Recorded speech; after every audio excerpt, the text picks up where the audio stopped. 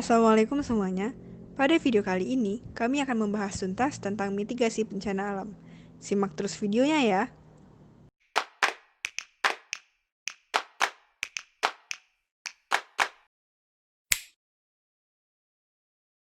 Bencana adalah serangkaian peristiwa yang menyebabkan gangguan serius pada masyarakat yang dapat mendatangkan kerugian harta benda sampai korban jiwa.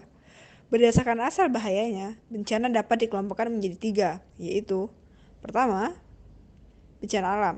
Bencana alam merupakan bencana yang menyebabkan kejadiannya bersifat alami, seperti gempa bumi, tsunami, dan letusan gunung berapi. 2.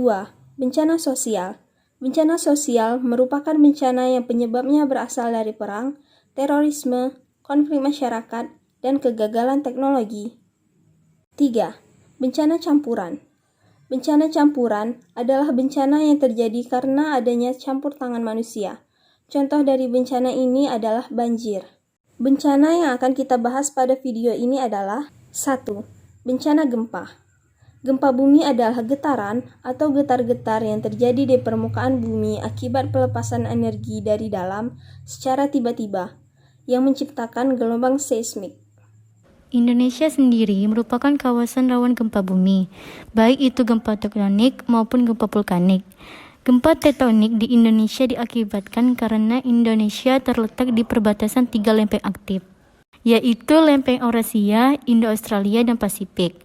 Gempa vulkanik terjadi akibat letak Indonesia di Ring of Fire dan dilalui 2 jalur pegunungan aktif, yaitu Sirkum Mediterania dan Sirkum Pasifik, yang membuat Indonesia memiliki banyak gunung api aktif. A. Dampak gempa. Gempa terjadi mengakibatkan kerusakan fisik berupa bangunan, jembatan, jalan, dan areal pertanian. B. Karakteristik bencana gempa. Beberapa tanda sebelum terjadi gempa yaitu berdasarkan pengalaman masyarakat dan penggunaan peralatan serta metode ilmiah. 2. Bencana tsunami. Istilah tsunami berasal dari bahasa Jepang yang berarti pelabuhan atau gelombang laut yang terjadi di pesisir. Tsunami terjadi akibat adanya pergeseran atau patahan di dasar samudra, sehingga air tersedot ke dasar laut, kemudian berbalik arah setelah penuh mengisi patahan. A. Dampak tsunami. Dampak yang ditimbulkan oleh tsunami sangat luar biasa, karena gulungan ombaknya akan menyapu dan menghancurkan daerah yang dilewati, sehingga akibat ditimbulkan oleh tsunami adalah korban jiwa yang sangat besar. B. Karakteristik bencana tsunami.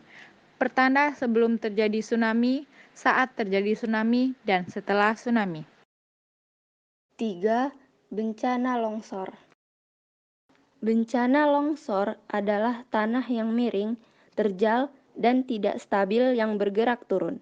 Pergerakannya besar dan secara tiba-tiba, membuat ini sebagai sebuah bencana yang diwaspadai. Aktivitas manusia seperti penebangan hutan liar dan tiadanya program reboisasi menjadi salah satu penyebab terjadinya longsor karena tidak adanya area resapan sehingga tanah terkikis dan runtuh saat hujan. Gempa bumi dan letusan gunung berapi menjadi faktor alami terjadi bencana longsor. Dampak longsor.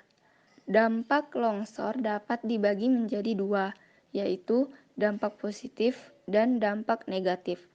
Dampak negatifnya adalah dapat memakan korban jiwa dan rusaknya infrastruktur. Sedangkan dampak positifnya dapat meningkatkan kesadaran diri supaya tidak melakukan penebangan hutan, memperluas lahan, ataupun pemanfaatan hutan yang merugikan. Karakteristik bencana longsor. Karakteristik bencana longsor adalah gejala pada waktu tanah longsor, kesiapan sebelum terjadi longsor, upaya menghindari terjadinya tanah longsor, hal yang dilakukan ketika longsor, dan setelah terjadi longsor. 4. Bencana banjir. Banjir adalah proses pengaliran air dari hulu yang volumenya lebih besar dari biasanya sehingga melewati batas tanggal yang ada di kiri dan kanan sungai. Banjir akan melewati dan menghancurkan daerah yang dilewati, terutama banjir bandang sehingga menimbulkan kerusakan, penimbunan, serta korban harta dan nyawa.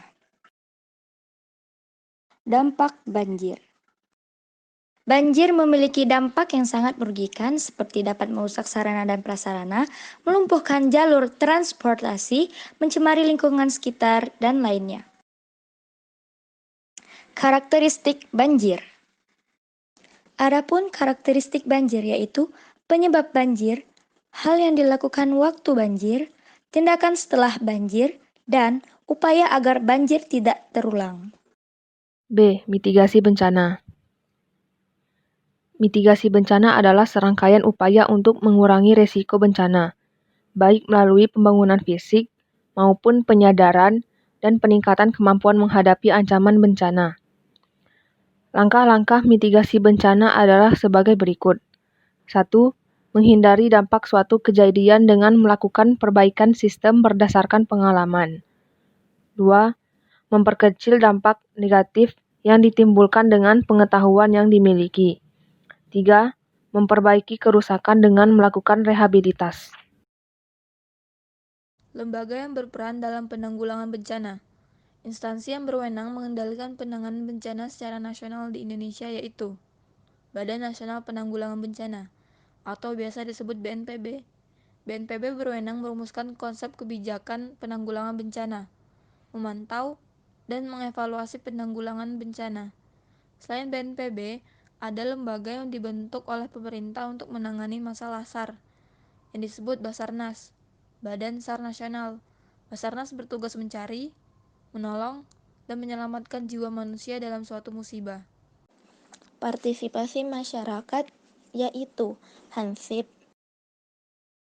PMR,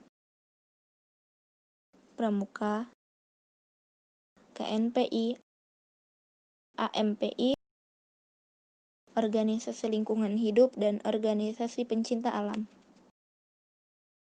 Siklus penanggulangan bencana.